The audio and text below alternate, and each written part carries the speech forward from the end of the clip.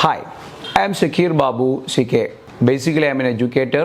Last 20 years, physics higher secondary level, means നമ്മൾ senior secondary എന്ന് പറയും, പഠിപ്പിക്കുന്നതാണ് എൻ്റെ ബേസിക് ആയിട്ടുള്ള ഡ്യൂട്ടി അല്ലെങ്കിൽ ജോബ് എന്ന് പറയുന്നത്. 2004 ഓൺവേർഡ്സ് ഞാൻ ഈ ഫീൽഡിലുണ്ട്. ഹയർ സെക്കൻഡറി ക്ലാസ്സുകളാണ് സാധാരണഗതിയിൽ ഞാൻ കൈകാര്യം ചെയ്യുന്നത്. ഈ ഒരു 2 പതിറ്റാണ്ട് കാലത്തെ ഫിസിക്സ് എടുത്തതിലെ എക്സ്പീരിയൻസ് ഞാൻ ഏതാണ്ട് ഒരു 30+ പ്രൈവറ്റ് സ്കൂളുകളിൽ +1 +2 കുട്ടികൾക്ക് ഫിസിക്സ് ക്ലാസ് എടുത്തിട്ടുണ്ട്. അതുപോലെ തന്നെ ഞങ്ങളുടെ ഓർബിറ്റ് എന്നുള്ളതാണ്, orbit learning orbit institute of science എന്ന പേരിൽ ഞങ്ങൾക്ക് 4 ഫിസിക്കൽ സെൻറ്ററുകളുണ്ട്. പെരിന്തൽമണ്ണ, മണ്ണാർക്കാട്, ചെർപ്പശ്ശേരി, കരിങ്ങല്ലത്താണി. സോ ഈ സെൻറ്ററുകളിലും അതുപോലെ തന്നെ സ്റ്റാർട്ടിംഗ് സമയത്ത് വ്യത്യസ്തമായിട്ടുള്ള ഇതുപോലത്തെ ഇൻസ്റ്റിറ്റ്യൂഷൻസിലും ഫിസിക്സ് കൈകാര്യം ചെയ്ത് ഇപ്പോൾ ഞാനെൻ്റെ ഒരു ഹിസ്റ്ററി നോക്കുന്ന സമയത്ത് ഒരു 50,000 സ്റ്റുഡൻസിന്, അതായത് ഹയർ സെക്കൻഡറി സ്റ്റുഡൻസിന് ഫിസിക്കലായിട്ട് ഓഫ്ലൈൻ രീതിയിൽ ഫിസിക്സ് ക്ലാസ് എടുക്കാനുള്ള ഒരു ഭാഗ്യം ലഭിച്ചു എന്ന് പറയാം. സോ എൻ്റെ ഒരു ലക്ഷ്യമെന്ന് പറയുന്നത് ആക്ച്വലി അത് ഒരു 1 lakh സ്റ്റുഡൻസിനെ ഹയർ സെക്കൻഡറി ലെവലിൽ ഫിസിക്സ് പഠിപ്പിക്കുക എന്നുള്ള ഒരു ഗോളാണ് ഞാൻ വെച്ചിട്ടുള്ളത്. എന്താണെങ്കിലും മുൻപത്തേതിനേക്കാൾ കൂടുതൽ കുട്ടികൾ സെർവ് ചെയ്യാനുള്ള അവസരം ഇപ്പോൾ കിട്ടുന്നുണ്ട്.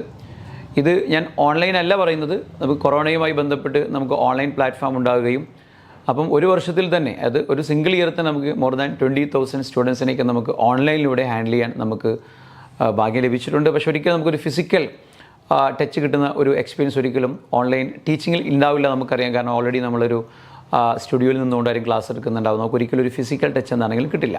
പക്ഷേ എൻ്റെ ബാക്ക്ഗ്രൗണ്ട് ഞാൻ പറഞ്ഞത് ബേസിക്കലി ഒരു ഫിസിക്സ് ടീച്ചറായി ഞാൻ ഇത്രയും വർഷം ഫിസിക്സ് പഠിപ്പിച്ചുകൊണ്ടിരിക്കുന്നത് ഹയർ സെക്കൻഡറി വലിയ ക്ലാസ്സിലെ കുട്ടികളെ തന്നെയാണ്. സോ ഈ ഒരു 2 പതിറ്റാണ്ടിനിടയിൽ നമുക്കറിയാം എഡ്യൂക്കേഷണൽ ഫീൽഡ് എന്ന് പറയുന്നത് ഇറ്റ്സ് സോ ഡൈനാമിക്. ഒരുപാട് മാറ്റങ്ങൾ വന്നുകൊണ്ടിരിക്കുന്നുണ്ട്. ടീച്ചിങ് മെത്തഡോളജിയിൽ മാറ്റം വരുന്നുണ്ട്, കരിക്കുല അതല്ലെങ്കിൽ സിലബസിൽ മാറ്റം വരുന്നുണ്ട്, അതുപോലെ നമ്മുടെ ലേണിംഗ് അറ്റ്മോസ്ഫിയറിൽ മാറ്റം വരുന്നത്. നമുക്കൊരു ഒരുപാട് ഇൻഫ്രാസ്ട്രക്ചറൊക്കെ മാറുന്നൊരു സാഹചര്യം. പണ്ട് കാലത്ത് ബ്ലാക്ക് ബോർഡ് ഉണ്ടായിരുന്നത്, പിന്നെ ഏതൊരു സമയത്ത് നമുക്ക് വൈറ്റ് ബോർഡിലേക്ക് നമ്മൾ മാറിയിട്ടുണ്ടായിരുന്നു. ദെൻ ഇപ്പോൾ റീസെൻ്റ് ആയിട്ടൊക്കെ നമ്മളിപ്പം ഇൻറ്ററാക്റ്റിംഗ് പാനൽ ബോർഡുകളാണ് നമ്മൾ എല്ലായിടത്തും യൂസ് ചെയ്യുന്നത്. ഇനി അതല്ലെങ്കിൽ നമുക്ക് ഇൻഫ്രാസ്ട്രക്ചർ നോക്കുകയാണെന്നുണ്ടെങ്കിലും സ്കൂളുകളിലാണെങ്കിലും കോച്ചിങ് സെൻറ്ററുകളാണെങ്കിലും ഇപ്പോൾ നമുക്കൊരു എയർ കണ്ടീഷൻഡ് ആയിട്ടുള്ള ക്ലാസ് റൂമൊന്നും അല്ലാതെ ഒരിക്കലും നമുക്ക് സങ്കല്പിക്കാനേ പറ്റില്ല. സോ ഒരുപാട് അതല്ലെങ്കിൽ മുൻപത്തെ ഒരു എന്ന് പറയുന്നത് വാസ്റ്റ് ലൈബ്രറി, റിസോഴ്സ്ഫുൾ ലൈബ്രറിയാണ് കുട്ടികൾ യൂസ് ചെയ്യുന്നത്. പക്ഷേ ഈ കാലത്ത് നമുക്കറിയാം ഒരു ഗൂഗിൾ ചെയ്തിട്ട് അതല്ലെങ്കിൽ നമുക്ക് ഓൺലൈൻ മീഡിയകളിലൂടെ ഇഷ്ടംപോലെ ഡാറ്റ അല്ലെങ്കിൽ നമുക്ക് പ്രീവിയസ് ക്വസ്റ്റ്യൻസ് ഒക്കെ തന്നെ അവൈലബിൾ ആണ്. സോ ആ രീതിയിൽ ഒരുപാട് മാറ്റങ്ങൾ സംഭവിച്ചിട്ടുണ്ട്. അതുപോലെ തന്നെ മുൻപത്തെ ഒരു ജനറേഷൻ, ഇപ്പം നമുക്കറിയാം വ്യത്യസ്തമായ ജനറേഷൻസിനെ നമ്മൾ ഹാൻഡിൽ ചെയ്യുന്ന സമയത്ത് ഇപ്പം ജെൻസിയുടെ ലാസ്റ്റ് ആ ഒരു പിന്നെ ജനറേഷനാണ് ഇപ്പം നമ്മളെ ക്ലാസ്സുകളിൽ 10ാം ക്ലാസ്സിലും +1 ഒക്കെ ഉള്ളത്. സോ അതിന് മുൻപുള്ള ജനറേഷൻ നമ്മൾ ഡീൽ ചെയ്തിട്ടുണ്ട്. സോ അവരുടെ ഒരു പെർസ്പെക്റ്റീവിലല്ല ഒരിക്കലും ഇപ്പോഴത്തെ ജെൻസിയും അതല്ലെങ്കിൽ ഇനി വരാൻ പോകുന്ന ജനറേഷൻ ആൽഫയൊക്കെ എഡ്യൂക്കേഷനെ കാണുന്നത്. സോ അതിലൊരുപാട് മാറ്റം വന്നിട്ടുണ്ട്. സോ ഇങ്ങനെ ഒരുപാട് ചേഞ്ചുകൾക്ക് വിധേയമായ ഒരു മേഖലയാണ് ഓഫ് കോഴ്സ് എഡ്യൂക്കേഷൻ. സോ ഒരു ചേഞ്ചുകളിലൂടെ കടന്നു വന്ന ഒരാളെന്ന രീതിയിൽ ഞാൻ എഡ്യൂക്കേഷനെ കാണുന്ന എപ്പോഴും ആ ഒരു മാരത്തോൺ റണ്ണ് പോലെ തന്നെയാണ്. അല്ലെങ്കിൽ ഒരിക്കലും ഒരു സ്പ്രിൻറ്റിങ് ഇവൻ്റ് ആയിട്ടല്ല, ഒരു ലോങ് റണ്ണാണിത്. ഒരിക്കലും നമുക്കൊരു ദിവസം കൊണ്ടോ ഒരു മാസം കൊണ്ടോ അവസാനിപ്പിക്കുന്ന ഒരു കരിയറല്ല ഒരു ടീച്ചിങ് കരിയർ.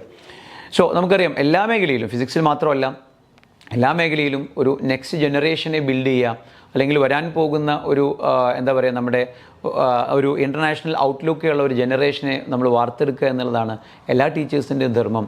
അതുപോലെ തന്നെ ഞങ്ങളെപ്പോലെയുള്ള പ്രൈവറ്റ് ഇൻസ്റ്റിറ്റ്യൂഷൻസ് കൂടുതൽ ഫോക്കസ് ചെയ്യുന്നത് കുറച്ചുകൂടെ ഗോൾ ഓറിയൻറ്റഡ് ആയിട്ടുള്ള, കുറച്ചുകൂടെ കോമ്പിറ്റൻസി ലെവൽ കൂടിയ വിദ്യാർത്ഥികളെ അതിലും ഉയർന്ന ലെവലിലേക്ക് എത്തിക്കുക എന്നുള്ളത് തന്നെയാണ്. അതായത് കോമ്പറ്റേറ്റീവ് എക്സാമുകളായിട്ടുള്ള, ഇപ്പോൾ നമുക്ക് ഫേമസ് ആയിട്ടുള്ള നമുക്കൊരു JEE എഞ്ചിനീയറിങ്ങിന് വേണ്ടിയിട്ടുള്ള, അതുപോലത്തെ നീറ്റ് എക്സാം, ഇപ്പോൾ റീസെൻ്റായിട്ട് സ്റ്റാർട്ട് ചെയ്ത CUET, ഇതുപോലത്തെ വ്യത്യസ്തമായിട്ടുള്ള എൻട്രൻസ് എക്സാമുകൾക്ക് കുട്ടികളെ പ്രിപ്പയർ ചെയ്യുക എന്നുള്ളതാണ് ഞങ്ങളുടെ ധർമ്മം.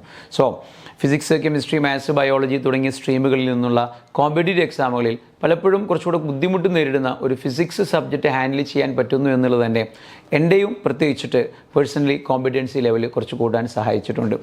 സോ സ്കൂളുകളിലും അതുപോലെ തന്നെ കോച്ചിങ് സെൻ്ററുകളും വരുന്ന വിദ്യാർത്ഥികളെ, മുതിർന്ന വിദ്യാർത്ഥികളെ ഹാൻഡിൽ ചെയ്ത ഈ ഒരു 20 ഇയേഴ്സിനപ്പുറമുള്ള എക്സ്പീരിയൻസ് എങ്ങനെ നിങ്ങളുടെ മുന്നിൽ അവതരിപ്പിക്കാൻ പറ്റുമെന്ന് നോക്കുന്ന സമയത്ത് ഞാനതിനെ 2-3 സെഗ്മെൻ്റായിട്ടാണ് നിങ്ങളുടെ മുന്നിലേക്ക് വരുന്നത്. ആദ്യമായിട്ട് ഞാൻ പറയുന്നത്, ഇപ്പോൾ ഞാൻ ഇൻട്രൊഡക്ഷനിൽ പറഞ്ഞിട്ടുണ്ട് എൻ്റെ ഒരു പ്രൊഫൈൽ എന്താണെന്നുള്ള കാര്യം.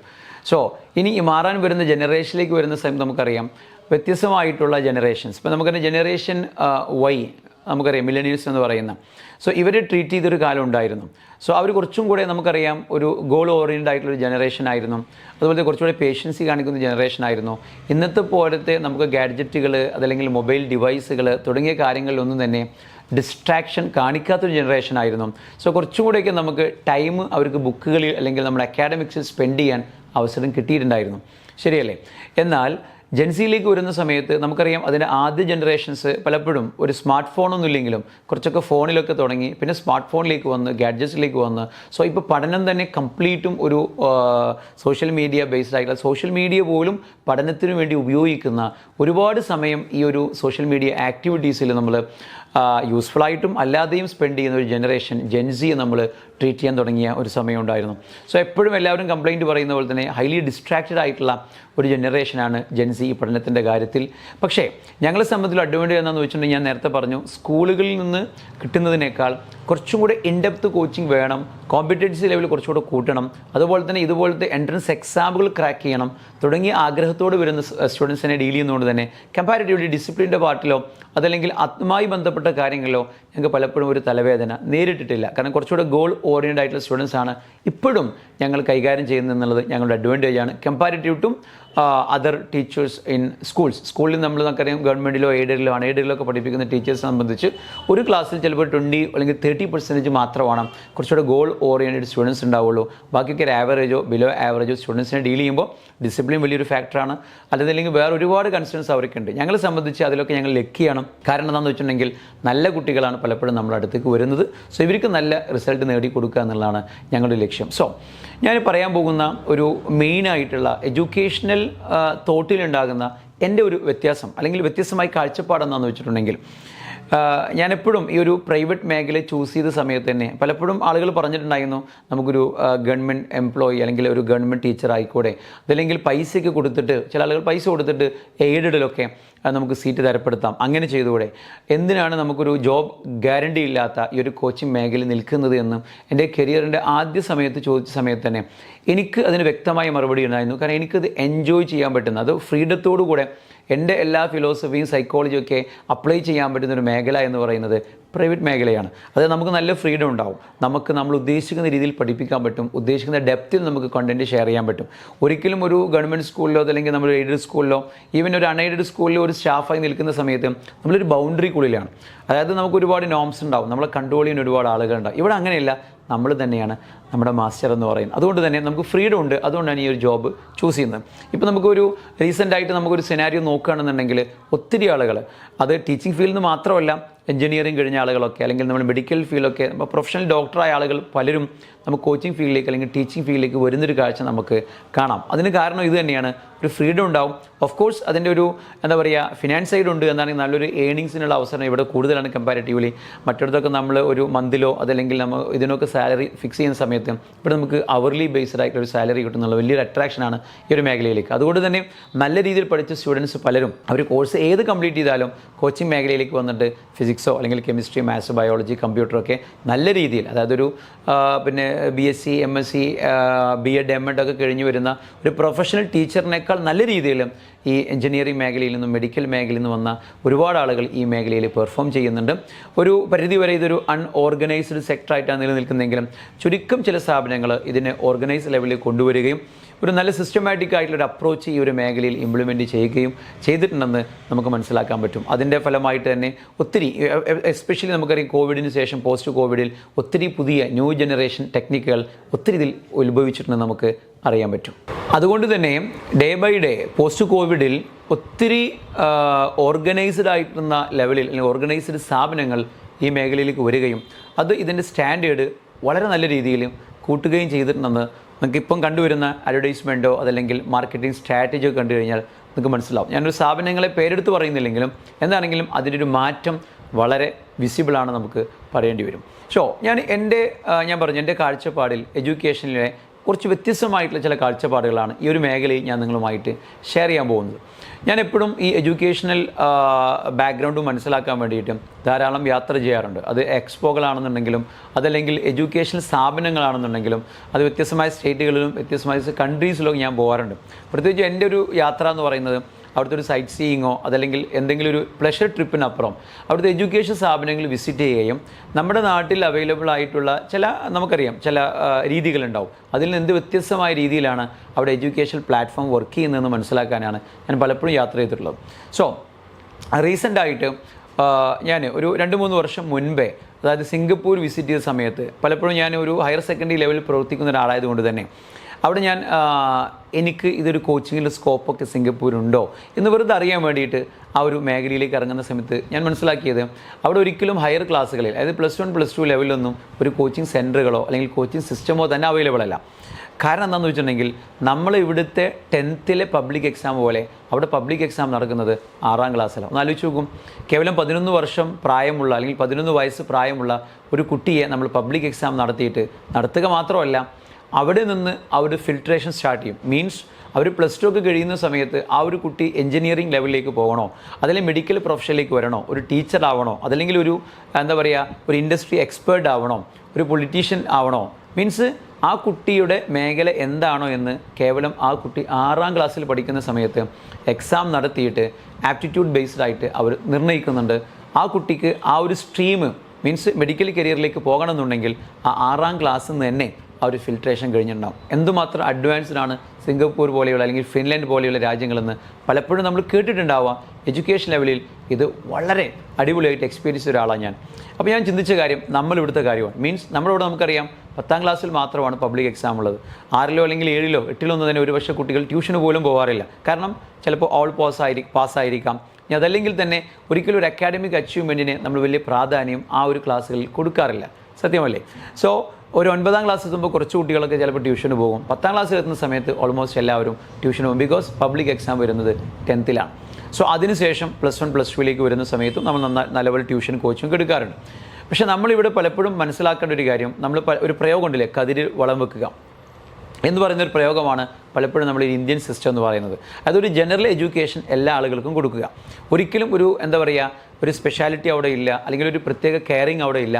എല്ലാവർക്കും ഒരേ ക്ലാസ്സുകൾ അല്ലെങ്കിൽ ഒരേ സിസ്റ്റം ഇംപ്ലിമെൻറ്റ് ചെയ്യാം. അതിൽ കഴിവുള്ളവരോ കഴിവില്ലാത്തവരോ അവരുടെ രീതിയിൽ എങ്ങനെയെങ്കിലൊക്കെ പോകുന്ന ഒരു സിസ്റ്റമാണ്. പക്ഷേ ഈ സിംഗപ്പൂർ പോലെയുള്ള മോഡേൺ കൺട്രീസ് ഇതിൽ ഒരുപാട്, ഞാൻ എല്ലാ മോഡേൺ കൺട്രീസിലും ഇങ്ങനെയാണെന്ന് എനിക്കറിയില്ല, പക്ഷേ സിംഗപ്പൂരിലെ കാര്യം ഞാൻ പറയുന്നത് ഈ ഒരു ക്ലാസ്സിൽ തന്നെ അവർ ഫിൽട്രേഷൻ നടത്തിയിട്ട് കൃത്യമായിട്ടുള്ളൊരു പ്ലാനിങ് നടക്കുന്നുണ്ട് എന്നുള്ളത് എന്നെ വളരെ അത്ഭുതപ്പെടുത്തിയൊരു കാര്യമായിരുന്നു. സോ മടങ്ങി വന്നതിന് ശേഷം ഞാനും ശ്രദ്ധിച്ച് നമുക്ക് എന്തുകൊണ്ട് ഒരു നമുക്കറിയാം ഒരു ഏർലി പീരീഡിൽ തന്നെ ഇത്തരത്തിലുള്ളൊരു കോച്ചിങ് സിസ്റ്റം കുറച്ചുകൂടി സീരിയസ്നെസ് കൊണ്ടുവരുന്ന രീതിയിൽ നമുക്ക് ഇംപ്ലിമെൻറ്റ് ചെയ്തുവിടാം. അങ്ങനെയാണ് അതിനുശേഷം ഞാനും പേഴ്സണലായിട്ട് ഒരു ഫൗണ്ടേഷൻ കോഴ്സുകൾ, മീൻസ് നമുക്കറിയാം സാധാരണ രീതിയിൽ ഫൗണ്ടേഷൻ കോഴ്സ് എന്ന് പറയുമ്പോൾ ഇപ്പം 10th കഴിഞ്ഞ് +1 +2 ഒക്കെ പഠിച്ചുകൊണ്ടിരിക്കുന്ന സമയത്ത് കുട്ടികൾ ഈ നീറ്റ് അല്ലെങ്കിൽ JEE പ്രിപ്പറേഷൻ നടത്താറുണ്ട്. സോ അതിനൊന്നുകൂടെ ഹെൽപ്പ് ചെയ്യുന്ന രീതിയിൽ അവർക്കൊരു ഇൻ ഡെപ്ത് നോളജ് കിട്ടുക അല്ലെങ്കിൽ കൊടുക്കുക, കുറച്ചുകൂടെ MCQ നല്ല രീതിയിൽ ചെയ്യുക, ഒരു മാത്തമാറ്റിക്കൽ എബിലിറ്റി ഉണ്ടാക്കുക എന്നുള്ളത് മാത്രമാണ് പലപ്പോഴും ഇവിടുത്തെ ഫൗണ്ടേഷൻ്റെ ഉദ്ദേശം. പലരും പറയുന്നത് തന്നെ നീറ്റ് JEE ഫൗണ്ടേഷൻ എന്ന പേരിലാണ്. ഞാൻ ചിന്തിച്ചത് അങ്ങനെയല്ല. ഒരു 6ാം ക്ലാസ്സിൽ എത്തുന്ന കുട്ടിക്ക് അത്യാവശ്യം ആ കുട്ടിക്ക് അങ്ങനെ ഒരു സാഹചര്യം ഉണ്ടെങ്കിൽ ആ കുട്ടിയുടെ കരിയറിനെ കുറിച്ചിട്ട്, ആ കുട്ടിയുടെ പ്രൊഫഷണൽ മേഖല ഏതായിരിക്കും പഠനത്തിന് ശേഷം എന്നുള്ളതിനെ കുറിച്ചിട്ട് 6ാം ക്ലാസ്സിൽ തന്നെ വേണമെങ്കിൽ ആ ഒരു സോഷ്യൽ സിറ്റുവേഷനിൽ ചിന്തിക്കാം, അതിന് വേണ്ട തീരുമാനങ്ങൾ എടുക്കാം. കാരണം നമുക്ക് മോഡേൺ കൺട്രീസ് നമുക്കതിന് മാതൃകയുണ്ട്. സോ എന്തുകൊണ്ട് നമുക്ക് അങ്ങനെ 6ാം ക്ലാസ് തൊട്ട് കുറച്ചുകൂടെയൊക്കെ ഗോൾ ഓറിയൻറ്റഡ് ആയിട്ടുള്ള കുട്ടികളെ നമുക്ക് വാർത്തെടുത്തുകൂടാ? സോ അതിന് വേണ്ടിയിട്ട് ഞങ്ങൾക്ക് 4 സെൻറ്ററുകളോ അല്ലെങ്കിൽ ഓൺലൈൻ പ്രസൻസിലോ കുറേ 6ാം ക്ലാസ്സിലെ കുട്ടികൾക്ക് ട്യൂഷൻ കൊടുത്തുകൊണ്ടോ അതല്ലെങ്കിൽ വേറെ പ്രത്യേകിച്ചിട്ടുള്ള 7ാം ക്ലാസ്സിലെ കുട്ടികൾക്ക് പ്രത്യേകിച്ച് ബാച്ച് കൊടുത്തുകൊണ്ടോ കാര്യമില്ല ഞാൻ മനസ്സിലാക്കുകയും അതിൻ്റെ അടിസ്ഥാനത്തിൽ ഞാൻ മനസ്സിലാക്കിയ കാര്യം, കുട്ടികൾ എവിടെയാണോ 6ാം ക്ലാസ്സും 7ാം ക്ലാസ്സും ഒക്കെ പഠിച്ചുകൊണ്ടിരിക്കുന്നത് എവിടെയായിരിക്കും? സ്കൂളുകളിലായിരിക്കും. സോ കുറച്ചുകൂടിയൊക്കെ റെപ്യൂട്ടഡ് ആയിട്ടുള്ള ഗോൾ ഓറിയൻറ്റഡ് ആയിട്ടുള്ള കുട്ടികൾ പഠിക്കുന്ന CBSE സ്കൂളുകളിൽ ഇത്തരത്തിലുള്ള കോച്ചിങ് സിസ്റ്റം മീൻസ് ഫൗണ്ടേഷൻ ക്ലാസ്സുകൾ ആരംഭിക്കണം എന്നുള്ളൊരു തോട്ട് പ്രോസസ്സിലേക്ക് ഞാൻ എത്തുന്നത് ആ ഒരു സിംഗപ്പൂർ യാത്രയ്ക്ക് ശേഷമാണ്. അതിനുശേഷം ഒത്തിരി റെപ്യൂട്ടഡ് സ്കൂളുകളെ, CBSE സ്കൂളുകളെ ഞാൻ പേഴ്സണലി സമീപിച്ചു. ഞങ്ങൾ ടീമായിട്ട് വിസിറ്റ് ചെയ്തു. അവരുടെ മാനേജ്മെൻറ്റിനെ അല്ലെങ്കിൽ ഡിസിഷൻ മേക്കേഴ്സിനെ, ചിലപ്പോൾ പ്രിൻസിപ്പൾ ഒക്കെ ഞങ്ങൾ മീറ്റ് ചെയ്തിട്ട് ഞങ്ങളുടെ ഒരു ഉദ്ദേശം അല്ലെങ്കിൽ ഞങ്ങളൊരു ഒരു പ്രൊജക്റ്റ് പ്ലാൻ പറയുന്ന സമയത്ത് പലപ്പോഴും നമ്മൾ തന്നെ നിരാശരാകുന്ന അവിടെയായിരുന്നു. കാരണം ഞങ്ങൾ അപ്രോച്ച് ചെയ്ത് ഓൾറെഡി CBSE സ്കൂളുകളെയാണ്, അതും അത്യാവശ്യം അക്കാഡമിക്സൊക്കെ നല്ല രീതിയിൽ ഫോക്കസ് ചെയ്യുന്ന കുറച്ചുകൂടെയൊക്കെ വിഷണറി ആയിട്ടുള്ള ലീഡേഴ്സ് ആയിട്ട് പോലും പല ആളുകളും പറയുന്ന ഒരു സ്ഥിരം പല്ലവി എന്ന് പറയുന്നത് കുട്ടികൾക്കൊന്നും ഇപ്പോൾ CBSE സിലബസ് വേണ്ട. 7ാം ക്ലാസ് കഴിഞ്ഞിട്ടുണ്ടെങ്കിൽ കുട്ടികളൊക്കെ 8ാം ക്ലാസ് ആകുമ്പോഴേക്കും കേരള സിലബസിലേക്ക് പോവുകയാണ്. എന്താ കാര്യം എന്ന് ചോദിച്ചിട്ടുണ്ടെങ്കിൽ നമുക്ക് എല്ലാവർക്കും അറിയാം, അവിടെ മാർക്ക് കിട്ടൽ വളരെ എളുപ്പമാണ്.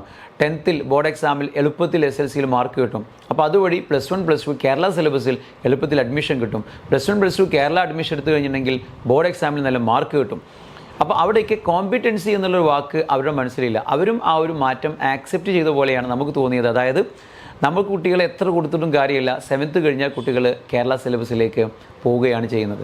സോ അത് ഞങ്ങൾക്ക് എഡ്യൂക്കേറ്റ് ചെയ്യുക എന്ന് പറയുന്നത് വളരെ ഒരു ടാസ്ക് തന്നെയായിരുന്നു. ഞങ്ങളൊരു എഡ്യൂക്കേറ്റ് ചെയ്യാൻ ശ്രമിച്ച കാര്യം ഇത്രയായിരുന്നു.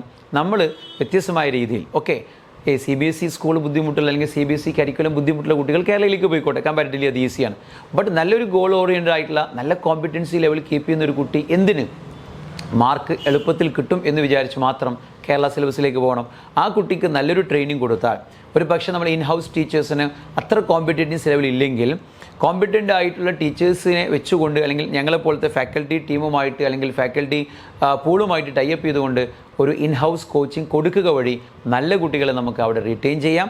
മാത്രമല്ല റിറ്റെയിൻ ചെയ്യുന്നതിനപ്പുറം ആ കുട്ടിക്ക് ഭാവിയിൽ ആ കുട്ടി പോകാൻ സാധ്യതയുള്ള പ്രൊഫഷണൽ കോഴ്സിലേക്ക് പ്രിപ്പറേഷൻ ഹെൽപ്പ് ചെയ്യുന്ന രീതിയിൽ നമുക്ക് ഫൗണ്ടേഷൻ കോഴ്സുകൾ നമുക്ക് തന്നെ കസ്റ്റമൈസ് ചെയ്യാം. സോ ഞങ്ങൾ ശ്രമിച്ചത് വെറും ഒരു MCQ ലെവലിൻ്റെ ഒരു കോമ്പിറ്റൻസി കൂട്ടുന്നതിനപ്പുറം എങ്ങനെ ഒരു കുട്ടിക്ക് വ്യത്യസ്തമായിട്ടുള്ള ഇൻ്റലിജൻസ് ഉപയോഗിച്ചുകൊണ്ട് ആ കുട്ടി പോകാൻ സാധ്യതയുള്ള മേഖലകളിലേക്കുള്ള ഒരു ഇൻസൈറ്റ് നമുക്ക് കൊടുക്കാം.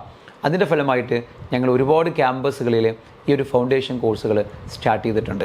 സോ ഇപ്പോഴും ഞങ്ങൾ ഓരോ ഇയറിലും ഞങ്ങളുടെ കപ്പാസിറ്റിക്ക് അനുസരിച്ചിട്ട് 4ഉം 5ഉം സ്കൂളുകൾ ഈ ഫൗണ്ടേഷൻ കോഴ്സിന് വേണ്ടി ഞങ്ങളിങ്ങനെ ആഡ് ഓൺ ചെയ്ത് വരികയാണ്. നമുക്കൊരു അഡ്വർടൈസ്മെൻറ്റ് കൊടുത്ത് ഒരു വൈഡായിട്ട് ഒറ്റ ദിവസം കൊണ്ട് ഈ ഒരു പ്രോഗ്രാം ഓൾ കേരള അല്ലെങ്കിൽ ഓൾ ഇന്ത്യ നടപ്പിലാക്കാൻ നമുക്ക് കഴിയില്ല. കാരണം ഇതൊരു പൈലറ്റ് പ്രോഗ്രാം പോലെയാണ് ഞങ്ങൾ എടുത്തിട്ടുള്ളത്.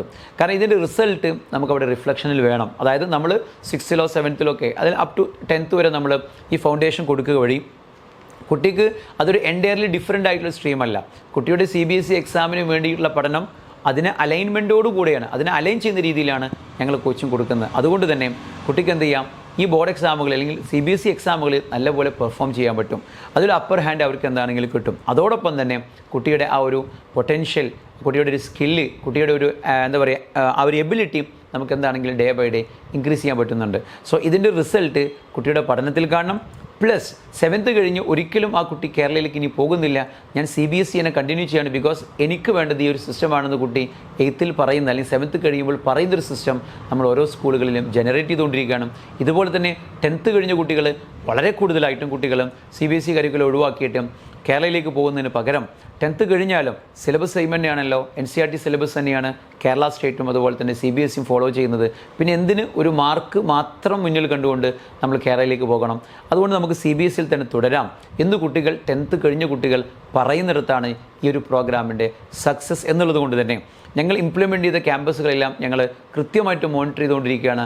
കുട്ടികളെ എങ്ങനെ സ്കൂളിന് റിട്ടേൺ ചെയ്യാൻ പറ്റുന്നു ഈ കാര്യത്തിൽ. സോ ഈ ഒരു റിട്ടൻഷൻ നല്ല രീതിയിലാകുന്ന സമയത്ത് നമുക്ക് മനസ്സിലാക്കാം ഈ ഒരു പ്രോഗ്രാം വളരെ എഫക്റ്റീവായിട്ട് നമ്മൾ നടത്തിക്കൊണ്ടിരിക്കുന്നു. സോ ഞങ്ങളിപ്പോൾ ഫോക്കസ് ചെയ്യുന്നത് മാക്സിമം ഞങ്ങൾക്ക് അപ്രോച്ച് ചെയ്യാൻ പറ്റുന്ന നല്ല കോമ്പിറ്റൻസി ലെവൽ കീപ്പ് ചെയ്യുന്ന CBSE സ്കൂളുകളെ കണക്ട് ചെയ്യുക വഴി അവർക്ക് നല്ലൊരു പ്രൊജക്റ്റ് കൊടുക്കുകയും ക്ലാസ് 6th ഓൺവേർഡ്സ് ശ്രദ്ധിക്കണം, CBSE നമ്മൾ സിംഗപ്പൂരൊക്കെ ഉള്ളതുപോലെ തന്നെ ക്ലാസ് 6th ഓൺവേർഡ്സ് കുട്ടികളെ ഒരു ഗോൾ ഓറിയൻറ്റഡ് ആയിട്ടുള്ള ലെവലിലേക്ക് മാറ്റിയിട്ട് അവരൊരു പ്രൊഫഷണൽ കോഴ്സിലേക്ക് എക്വിപ്ഡ് ആക്കുന്ന ഒരു ഫൗണ്ടേഷൻ കോഴ്സുകൾ ഞങ്ങൾ ഓൾ കേരള ഇപ്പോൾ ഇംപ്ലിമെൻറ്റ് ചെയ്തുകൊണ്ടിരിക്കുകയാണ്. അതേപോലെ തന്നെ നമ്മൾ അയൽ സംസ്ഥാനങ്ങളായിട്ടുള്ള കർണാടകയിലും അതുപോലെ തന്നെ തമിഴ്നാട്ടിലൊക്കെ നമുക്ക് ചില സ്കൂളുകളുടെ കണക്ഷൻ കിട്ടിയിട്ടുണ്ട്. ആ ഒരു പ്രൊജക്റ്റ് ഞങ്ങൾ നല്ല രീതിയിൽ തന്നെ യൂട്ടിലൈസ് ചെയ്യുന്നുണ്ട്. സോ എനിക്കും ഈ ഒരു ആശയം അല്ലെങ്കിൽ ഈ ഒരു കമ്മ്യൂണിക്കേഷൻ കേൾക്കുന്ന ഓഡിയൻസിനോട് പറയാനുള്ളത്, നിങ്ങളുടെ കെയർ ഓഫിൽ അല്ലെങ്കിൽ നിങ്ങളുടെ അറിവിൽ എവിടെയെങ്കിലും ഇത്തരത്തിലുള്ള സർവീസ് ആവശ്യമുണ്ട് അല്ലെങ്കിൽ CBSE സ്കൂളുകൾക്ക് ഒരു അപ്ലിഫ്റ്റിംഗ് ആവശ്യമുണ്ടെന്ന് നിങ്ങൾക്ക് തോന്നുകയാണെങ്കിൽ നിങ്ങൾക്ക് അവരോട് നിങ്ങളുടെ പേഴ്സണൽ കണക്ഷൻ വെച്ചുകൊണ്ട് റിക്വസ്റ്റ് ചെയ്യാം. അത് ഞങ്ങൾ തന്നെ ആവണമെന്നില്ല, ഏതെങ്കിലും ഒരു റെപ്യൂട്ടഡ് ആയിട്ടുള്ള കൺസിസ്റ്റൻസി കീപ്പ് ചെയ്യുന്ന ഏതെങ്കിലും ഒരു ഏജൻസിയെ വെച്ചിട്ട് നമുക്ക് ഗോൾ ഓറിയൻറ്റഡ് ആയിട്ട്, ഞാൻ പറഞ്ഞത് വെറും MCQ പഠിപ്പിക്കലല്ല, ഒരു കോച്ചിങ് കൊടുക്കുക വഴി ആ സ്കൂളിൽ നല്ല മാറ്റം വരുത്താൻ പറ്റും, കുട്ടികളെ നല്ല പോലെ റീറ്റെയിൻ ചെയ്യാൻ പറ്റും. അതിനൊരു പ്രൂവൻ ട്രാക്കാണ് ഞങ്ങളിപ്പോൾ തെളിച്ചുകൊണ്ടിരിക്കുന്നത്. ഇതുപോലെ CBSE സ്കൂളുകളെ അതുപോലെ തന്നെ പ്രൈവറ്റ് സ്കൂളുകൾ പ്രത്യേകിച്ചും അപ്ലിഫ്റ്റ് ചെയ്യുക എന്നുള്ള ഉദ്ദേശത്തിൽ ഞങ്ങൾ നടത്തുന്ന മറ്റൊരു പ്രോഗ്രാമാണ് ക്ലാസ് 10 കഴിഞ്ഞാൽ, അത് CBSE സ്കൂളാണ് കൂടുതൽ കണ്ടുവന്നിട്ടുള്ളത്. കുട്ടികൾ കേരള സിലബസിലേക്ക് മൈഗ്രേറ്റ് ചെയ്യുന്ന കാഴ്ച.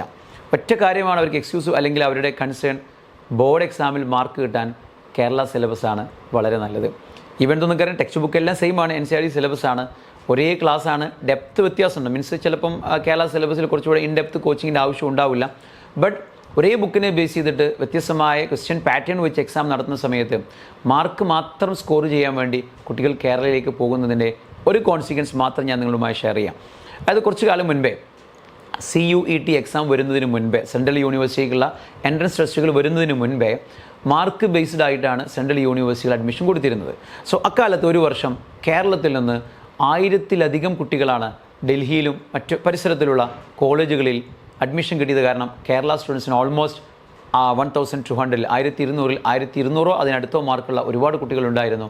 സോ ഇത് മനസ്സിലാക്കിയ authorities next year onwards CUET എന്നുള്ള എക്സാമിനേഷൻ വെക്കുകയും എൻട്രൻസ് ടെസ്റ്റ് വെക്കുകയും അതിൻ്റെ ഫലമായിട്ട് കേവലം കുട്ടികളുടെ എണ്ണം വെറും വിരലിൽ എണ്ണാൻ പറ്റുന്ന അല്ലെങ്കിൽ ഒരു 100ഓളം അല്ലെങ്കിൽ 100+ കുട്ടികൾ മാത്രമായിട്ട് ചില കോളേജുകളൊക്കെ വെറും ഒരു മലയാളി സ്റ്റുഡൻറ്റ് മാത്രം ഉണ്ടാകുന്നൊരവസ്ഥ ഉണ്ടാവുകയും ചെയ്തു. മീൻസ് നമ്മൾ മനസ്സിലാക്കുക, കേവലം നമ്മുടെ ബോർഡ് എക്സാമിലുള്ള മാർക്ക് എന്ന് പറയുന്നത് നമ്മുടെ കോമ്പിറ്റൻസിയെ ഇൻഡിക്കേറ്റ് ചെയ്യുന്ന ഒരു ഘടകമേ അല്ല. കോമ്പിറ്റൻസി ഇൻഡിക്കേറ്റ് ചെയ്യുന്നത് ഇതുപോലെ തന്നെ കോമ്പിറ്റൻസി എക്സാമുകളാണ്, അതല്ലെങ്കിൽ എൻട്രൻസ് എക്സാമുകളാണ്. അപ്പോൾ നിങ്ങൾ മാർക്കിന് മാത്രം പോയതിൻ്റെ കോൺസിക്വൻസാണ് ഞാൻ പറഞ്ഞത്. നമുക്ക് ഒരു നീറ്റിലോ അല്ലെങ്കിൽ JEEലോ CUETയിലോ പോലെയുള്ള എക്സാമുകളിൽ ഒരിക്കലും കേരളൈസിന് നല്ലൊരു റാങ്ക് വരാതിരിക്കാനുള്ള മെയിൻ റീസൺ കുട്ടികൾ കേരള സിലബസിന് ഈ രീതിയിൽ പ്രാധാന്യം കൊടുക്കുന്നതുകൊണ്ടാണ്. ഞാൻ ഒരിക്കലും കേരള സിലബസിന് കുറ്റം പറയില്ല. കേരള സിലബസ് പഠിക്കാൻ ഒന്നുകൂടി എളുപ്പമാണ്. അപ്പോൾ നമുക്ക് സമയം കുറച്ച് സ്പെൻഡ് ചെയ്താൽ മതി. ആ സമയം നമ്മൾ ഇതുപോലത്തെ കോമ്പറ്റേറ്റീവ് എക്സാമിന് പ്രിപ്പയർ ചെയ്യാൻ നിങ്ങൾ മാറ്റിവെക്കുകയാണെങ്കിൽ ഒരുപക്ഷേ CBSEക്കാരേക്കാൾ നന്നായിട്ട് കേരള സ്റ്റുഡൻസിന് പെർഫോം ചെയ്യാൻ പറ്റും. പക്ഷേ നമ്മുടെ ഉദ്ദേശം വേറെയാണ്, മാർക്ക് കിട്ടാൻ വേണ്ടി മാത്രമാണ് നമ്മൾ കേരള സിലബസിലേക്ക് പോകുന്നത്. സോ ഞാൻ പറഞ്ഞത് 10th കഴിഞ്ഞ് CBSEയിൽ നിന്ന് കുട്ടികൾ കേരളയിലേക്ക് പോകുന്നതിൻ്റെ ഒരു കോൺസിക്വൻസ് +1 +2 ക്ലാസ്സുകളിൽ CBSEയിൽ വളരെ കുറച്ച് കുട്ടികൾ മാത്രമാണ് കണ്ടിന്യൂ ചെയ്യുന്നുള്ളൂ.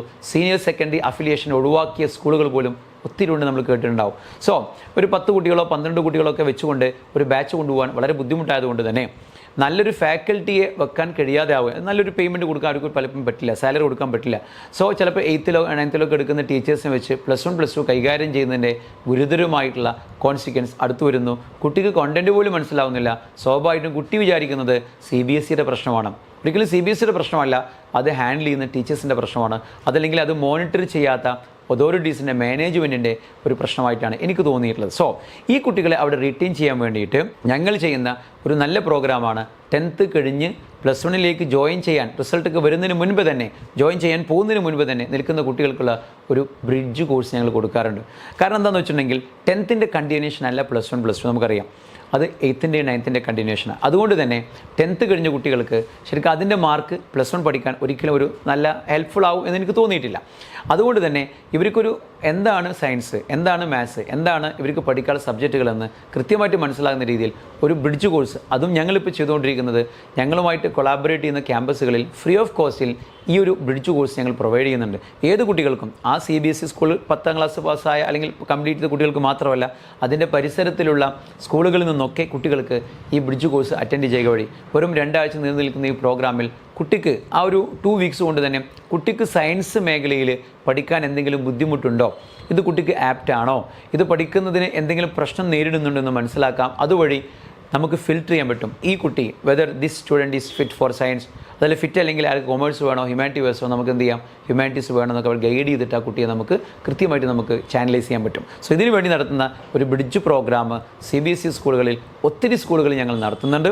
സോ ഞങ്ങൾ പ്രൈവറ്റായിട്ട് ഞങ്ങൾ സ്ഥാപനത്തിൽ നടത്തുന്ന അതേ പ്രോഗ്രാം തന്നെയാണ് വിത്ത് material, with very good faculties നമ്മൾ കുട്ടികൾക്ക് ഒരു ഓറിയൻറ്റേഷൻ പ്രോഗ്രാം പോലെ 15 ദിവസത്തെ പ്രോഗ്രാമായി നടത്തുന്നു. സോ നിങ്ങളുടെ പരിസരത്തിലുള്ള 10th ഒക്കെയുള്ള CBSE സ്കൂളുകൾക്ക് ഈ ഒരു കംപ്ലയിൻ്റ് ഉണ്ടെങ്കിൽ, മീൻസ് അവരെ +1 നമുക്ക് റിട്ടൈൻ ചെയ്യാൻ പറ്റുന്നില്ല, അവർ കേരള സിലബസിലേക്ക് പോവുകയാണ് എന്ന കംപ്ലയിൻറ്റ് പറയുന്ന ഏതെങ്കിലുമൊക്കെ സ്കൂളുകളുണ്ടെങ്കിൽ അവരുമായിട്ട് നിങ്ങൾ കൃത്യമായിട്ട് അഡ്വൈസ് കൊടുക്കുക. അല്ലെങ്കിൽ ഞങ്ങളുമായി കണക്ട് ചെയ്യുക, അല്ലെങ്കിൽ അഡ്വൈസ് കൊടുക്കുക. നിങ്ങൾ ചെയ്യേണ്ടത് കുട്ടികൾക്കൊരു ബ്രിഡ്ജ് കോഴ്സ്, ഒരു ഓറിയൻറ്റേഷൻ പ്രോഗ്രാം പോലെ നിങ്ങൾ കൊടുക്കുക. പക്ഷേ അതിനുള്ള മെറ്റീരിയലും അതിനുള്ള ക്വസ്റ്റ്യൻസൊക്കെ വളരെ കൃത്യമല്ലെങ്കിൽ ചിലപ്പോൾ ഇതിൻ്റെ റിസൾട്ട് നേരെ വിപരീതത്തിൽ വരാം. കുട്ടി ഇത് വിചാരിക്കാം ഇത് ഭയങ്കര ബുദ്ധിമുട്ടാണ്. ഒരിക്കലും ഒരു MCQ അല്ലെങ്കിൽ JEE പ്രിപ്പറേഷൻ നടത്താനുള്ള പ്രോഗ്രാമല്ല ബ്രിഡ്ജ് കോഴ്സ്. കുട്ടിക്ക് കോൺഫിഡൻസ് കൊടുക്കുക, അവരുടെ പൊട്ടൻഷ്യൽ മനസ്സിലാക്കുക, അവരെ സപ്പോർട്ട് ചെയ്യുക, ഒരു കോൺഫിഡൻ്റ് ആയിട്ട് സയൻസോ അല്ലെങ്കിൽ ഹ്യൂമാനിറ്റീസോ കൊമേഴ്സോ എടുക്കാൻ അവരെ പ്രാപ്തരാക്കുക എന്നുള്ളത് മാത്രമാണ് ഈ കോഴ്സിൻ്റെ ഒരു ഉദ്ദേശം എന്ന് പറയുന്നത്. ഇത്തരത്തിലുള്ള ബ്രിഡ്ജ് കോഴ്സുകൾ CBSEയിൽ കൊടുക്കുന്നതിനോടൊപ്പം തന്നെ ഇതിൻ്റെ ഒക്കെ തന്നെയും വീഡിയോ ക്ലാസ്സുകൾ ഞങ്ങൾ ആപ്ലിക്കേഷനിലൂടെ ഞങ്ങൾ പ്രൊവൈഡ് ചെയ്യുന്നുണ്ട്.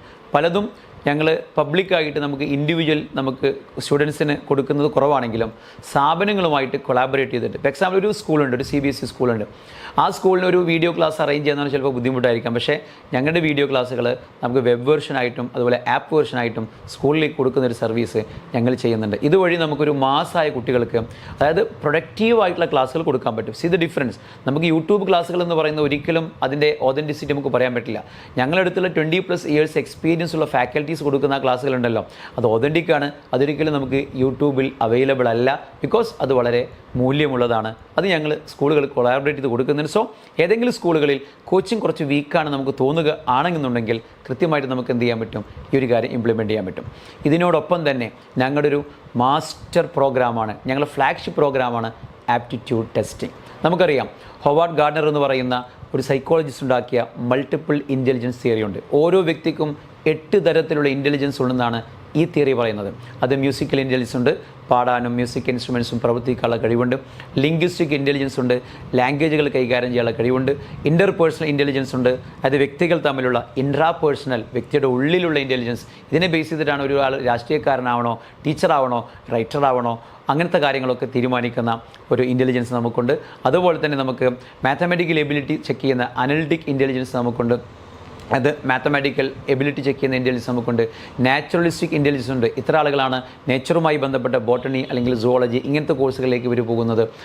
അതുപോലെ തന്നെ സ്പെഷ്യൽ ഇൻ്റലിജൻസ് വളരെ ഇമ്പോർട്ടൻ്റ് ആണ്. ഡിസൈനിങ്, ആർക്കിടെക്ട് കോഴ്സുകളിലേക്ക് പോകുന്ന കുട്ടികൾക്ക് അത്യാവശ്യമുള്ള സാധനമാണ്. ഒരു ഇമാജിനറി സ്കില്ല് വേണം. സ്പെഷ്യൽ ഇൻ്റലിജൻസ് ഉണ്ട്. ഇങ്ങനെ 8 തരത്തിലുള്ള ഇൻ്റലിജൻസ് ഒരു കുട്ടിക്ക്, ഏതൊരു കുട്ടിക്കും വ്യത്യസ്തമായ തോതിലുണ്ടാവാം. നമുക്കറിയാം ചില കുട്ടികൾക്ക് അതുപോലെ ബോഡിലി കൈനസ്തെറ്റിക്, ഡാൻസ്, അതുപോലെ ആർട്സ്, അതുപോലത്തെ സ്പോർട്സിലൊക്കെ പെർഫോമൻസ് 8 ഞാനിപ്പോൾ പറഞ്ഞു കഴിഞ്ഞു. സോ ഇതിൽ ചില ഗുണങ്ങൾ കുട്ടിക്ക് നല്ല പോലെ ഉണ്ടാവാം, ചിലത് വീക്കായിരിക്കാം. ഇതിലേത് ഗുണം ഒരു കുട്ടിക്ക് എന്തുമാത്രം ഉണ്ടെന്ന് അറിയുന്നൊരു ടെസ്റ്റാണ് ഞങ്ങൾ പ്രൊമോട്ട് ചെയ്യുന്ന മൾട്ടിപ്പിൾ ഇൻ്റലിജൻസ് തിയറി ബേസ് ആയിട്ടുള്ള ആപ്റ്റിറ്റ്യൂഡ് ടെസ്റ്റ്. 8ാം ക്ലാസ് മുതലുള്ള, വേണമെങ്കിൽ 6ാം ക്ലാസ് മുതലുള്ള ഗോൾ ഓറിയൻറ്റഡ് കുട്ടികൾ ചെയ്യാം. 8ാം ക്ലാസ് മുതലുള്ള കുട്ടികൾക്ക് ഈ ഒരു ആപ്റ്റിറ്റ്യൂഡ് ടെസ്റ്റ് നമ്മൾ ചെയ്തിട്ടുണ്ടെങ്കിൽ പാരൻസിന് റിലാക്സ്ഡ് ആവാം. കാരണം കുട്ടി എല്ലാ സബ്ജക്റ്റിലും ഒരേപോലെ പെർഫോം ചെയ്യേണ്ട ആവശ്യമില്ല. നമ്മളെന്തിനാണ് കുട്ടിക്ക് എല്ലാത്തിലും A1 കിട്ടുന്ന നിർബന്ധം പിടിക്കുന്നത്? കുട്ടിയോട് നമുക്ക് പറയാം, ഓക്കെ നിൻ്റെ ഏരിയ ഇതാണ്, അപ്പോൾ നീ മാത്സിൽ കുറച്ച് വീക്കാണെങ്കിൽ ഒരു പ്രശ്നമില്ല. സോ കുട്ടി കോൺഫിഡൻ്റ് ആവും. കുട്ടിക്ക് നന്നായിട്ട് പാട്ട് പാടാൻ കഴിയുന്നുണ്ടെങ്കിൽ നമുക്ക് പറയാം, നീ പഠനത്തോടൊപ്പം തന്നെ പാട്ട് പാടാനുള്ള കോഴ്സുകൾ ചെയ്തോ, അതിൽ നിങ്ങൾ മാസ്റ്റർ എടുത്തോ, അല്ലെങ്കിൽ നിങ്ങൾക്ക് അതിലേക്ക് തന്നെ പോകാം.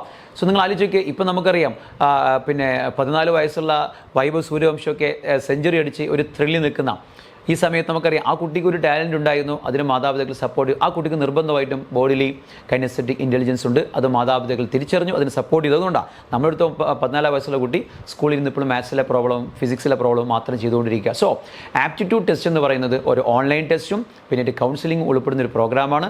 സോ CBSE സ്കൂളുകൾക്ക് കുട്ടികളെ റീറ്റെയിൻ ചെയ്യണമെങ്കിൽ ഈ ഒരു പ്രോഗ്രാം ഞങ്ങളൊരു മാൻഡേറ്ററി ആയിട്ട് ഇംപ്ലിമെൻറ്റ് ചെയ്യുന്നുണ്ട്. ഞങ്ങളുടെ സെൻറ്ററിൽ ഞങ്ങൾ ചെയ്ത് വിജയിച്ച ഒരു കാര്യമാണ്, ഒരു കുട്ടി പ്രൊഫഷണലി ഏത് കോഴ്സിലേക്ക് പോകണമെന്ന് 8ാം ക്ലാസ് തന്നെ നമുക്ക് തീരുമാനിക്കാം. ഞാൻ അവിടെ വൈകിയാൽ 10th നമുക്ക് നിർബന്ധമായി ചെയ്യാം. എന്നിട്ട് പറയാം ഈ കുട്ടിയോട്, നിങ്ങൾക്ക് സയൻസ് നല്ലതാണ്, അല്ലെങ്കിൽ നീ കൊമേഴ്സ് എടുത്തോ, അല്ലെങ്കിൽ നീ ഹ്യൂമാനിറ്റീസ് നല്ലതാണ്, ഇങ്ങനെ നമുക്ക് പറയാൻ പറ്റും, കൃത്യമായി ഗൈഡ് ചെയ്യാൻ പറ്റും. അറ്റ്ലീസ്റ്റ് +1 ചേരുന്ന സമയത്തിന് മുൻപായിട്ട് നിങ്ങൾ ആപ്റ്റിറ്റ്യൂഡ് ചെയ്യുകയാണെന്നുണ്ടെങ്കിൽ ഉറപ്പായിട്ടും ആ കുട്ടി കൃത്യമായിട്ട്, ഞാൻ എല്ലാവരും ഡോക്ടറാവണം എഞ്ചിനീയറാണെന്ന അഭിപ്രായക്കാരനല്ല, റിപ്പീറ്റിന് പോയിട്ട് ഒരുപാട് വർഷങ്ങൾ കളയരുത് എന്നുള്ള അഭിപ്രായക്കാരനാണ് ഞാൻ. റിപ്പീറ്റിനെ പേഴ്സണലി എതിർക്കുന്ന ആളാണ് ഞാൻ. റിപ്പീറ്റ് എന്ന് പറഞ്ഞാൽ +2 കഴിഞ്ഞിട്ട് വീണ്ടും എഞ്ചിനീയറിങ്ങിനും മെഡിക്കലിനും കുറേ വർഷങ്ങൾ സെൻറ്ററുകളുടെ പരിസ്ഥിതിയിൽ വഞ്ചിതരായി കുട്ടികൾ ട്രാപ്ഡായി പോകുന്നൊരു കോഴ്സാണത്. അപ്പോൾ നമുക്ക് ഈ കുട്ടിയുടെ ആപ്റ്റിറ്റ്യൂഡ് 8ാം ക്ലാസ്സിലോ 10ാം ക്ലാസ്സിൽ ചെക്ക് ചെയ്ത് കഴിഞ്ഞാൽ നമുക്ക് പറയാൻ പറ്റും, നീ വെറുതെ നീറ്റിന് പോയിട്ട് വർഷം കളയേണ്ട ആവശ്യമില്ല, നിനക്ക് ഇതാണ് ആപ്റ്റ് എന്ന് പറയാൻ പറ്റും. സോ ആപ്റ്റിറ്റ്യൂഡ് ടെസ്റ്റ് ഞങ്ങൾ ഫ്ലാഗ്ഷിപ്പ് പ്രോഗ്രാമാണ്. ഏതൊക്കെ സ്കൂളുകളിൽ ഇത് ചെയ്തിട്ടുണ്ടോ അവിടെയൊക്കെ കുട്ടികളുടെ റീറ്റൻഷൻ നന്നായിട്ട് കൂടിയിട്ടുണ്ട്. സോ ഇപ്പോഴത്തെ ഒരു കരിക്കുലം നിർബന്ധമായിട്ട്, നിങ്ങൾക്കറിയാം നാഷണൽ എഡ്യൂക്കേഷൻ പോളിസി NEP 2020 ഇപ്പോൾ CBSE സ്കൂളിൽ നടപ്പിലാക്കി കഴിഞ്ഞു. ഇനി എല്ലാ സ്കൂളുകളിലും വരാൻ പോവുകയാണ്. കുട്ടിയുടെ ഒരു ഓവറോൾ ഡെവലപ്മെൻറ്റാണ് ഈ ഒരു കരിക്കുലം മുന്നോട്ട് വെക്കുന്നത്. അപ്പോൾ ഒരിക്കലും നമ്മൾ പഴയ രീതിയിലുള്ള എല്ലാവരും ജനറലായിട്ട് എല്ലാതും പഠിക്കുക, എല്ലാവരും എഞ്ചിനീയറിങ്ങിന് പോവുക, എല്ലാവരും മെഡിക്കലാവുക, എല്ലാവരും റിപ്പീറ്റ് ചെയ്യുക. ഈ ഒരു സിസ്റ്റം മാറിയിട്ട് ഇൻഡിവിജ്വലൈസ്ഡ്, അതിൽ പേഴ്സണലൈസ്ഡ് കോച്ചിങ് ആണ് ഇവിടെ വേണ്ടത്. ഇത് നിർബന്ധമാണ്. ഇത് നടപ്പിലാക്കുക വഴി CBSE സ്കൂളുകൾക്ക്, പ്രൈവറ്റ് സ്കൂളുകൾക്ക് ഒരിക്കലും കുട്ടികളെ കിട്ടുന്നില്ല എന്നുള്ളൊരു പരാതി ഇനി ഒരിക്കലും ഉണ്ടാവില്ല. സോ ഞങ്ങൾ കീ ഫോക്കസ് എന്ന് പറയുന്നതും ഇവിടെയാണ്.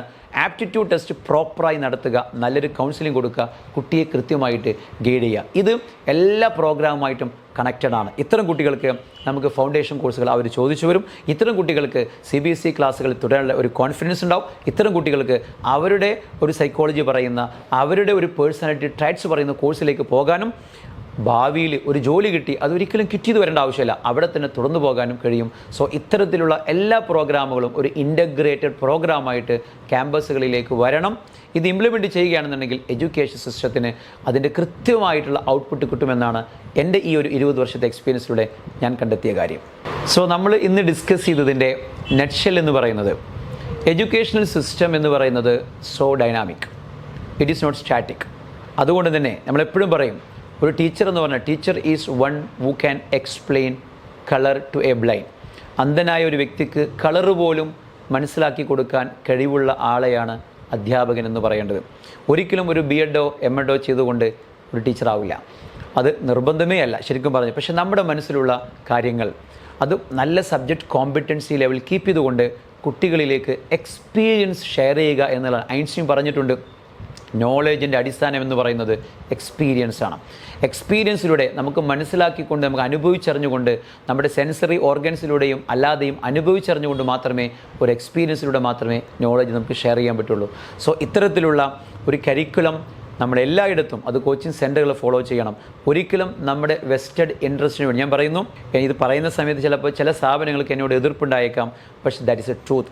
ഒരിക്കലും നമ്മൾ സ്ഥാപനത്തിൽ കുട്ടികളെ റീറ്റെയിൻ ചെയ്യാൻ വേണ്ടി മാത്രം നിങ്ങൾ ചില പ്രോഗ്രാമുകൾ, പ്രത്യേകിച്ചും റിപ്പീറ്റേഴ്സ്, ഒരു ടാലൻറ്റും ഇല്ലാത്ത, ഒരിക്കലും നമുക്ക് റിപ്പീറ്റ് ചെയ്താൽ കിട്ടില്ല എന്ന് നമുക്ക് തന്നെ അറിയുന്ന കുട്ടികളെ പരസ്യങ്ങൾ കൊടുത്തുകൊണ്ട്, ഒരുപാട് ആക്ടിവിറ്റീസ് നമുക്ക് കാണിച്ചുകൊണ്ട് കുട്ടികളെ അവിടെ എടുക്കുകയും 2-3 ലക്ഷം രൂപ ആ ഒരു ഫീസ് മാത്രം കണ്ടുകൊണ്ട് ആ കുട്ടിയുടെ ഭാവി കളയുകയും ചെയ്യുന്നൊരു സിസ്റ്റത്തിൽ ഒരിക്കലും ഞാൻ വിശ്വസിക്കുന്നില്ല. I am against, totally against the repeat system in Kerala. പ്രത്യേകിച്ചും അതിന് പകരം നിങ്ങൾ ചെയ്യേണ്ടത് 6ാം ക്ലാസ് തൊട്ടിട്ട് കുട്ടിക്ക് ഫൗണ്ടേഷൻ ക്ലാസ് കൊടുക്കുക. കുട്ടി ഫസ്റ്റ് അറ്റംപ്റ്റിൽ തന്നെ കുട്ടി ഉദ്ദേശിക്കുന്ന മേഖലയിലേക്ക് പോകാൻ കഴിയും. This is A fact. ഇനി നിങ്ങൾക്ക് അതിനെ കൺഫ്യൂഷനാണ്, ഈ കുട്ടിക്ക് ഏത് മേഖലയിലേക്ക് പോകണമെന്ന കാര്യത്തിൽ കൺഫ്യൂഷനാണെങ്കിൽ just do an aptitude test. അപ്പോൾ ആപ്റ്റിറ്റ്യൂഡ് ടെസ്റ്റ് ചെയ്യുക വഴി കൃത്യമായിട്ട് കുട്ടിയെ നമുക്ക് മനസ്സിലാക്കാൻ പറ്റും.